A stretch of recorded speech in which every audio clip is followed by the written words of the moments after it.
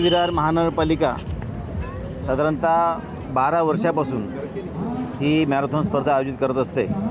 आजही आपण बघतोय की पहाटे 5:30 वाजता या स्पर्धेला सुरुवात झालेली आहे आणि या स्पर्धेसाठी जवळजवळ 12,000च्या वर स्पर्धक इथे उपस्थित आहेत। प्रत्येक वेगवेगळ्या वयोगटाच्या स्पर्धा, मॅरेथॉन स्पर्धा इथे आज होत आहेत आणि प्रचंड असा उत्साह आणि उदंड असा प्रतिसाद हा सर्व स्पर्धकांतर्फे इथे मिळताना दिसतोय। मी सुद्धा खासदार झाल्यानंतर पहिल्यांदाच या स्पर्धेसाठी उपस्थित राहण्याची मला संधी मिळाली आणि त्यामुळे सगळ्यात महत्त्वाची गोष्ट ही की अत्यंत सुरेख आणि चांगलं नियोजन या निमित्ताने ते बघायला मिळतं आहे।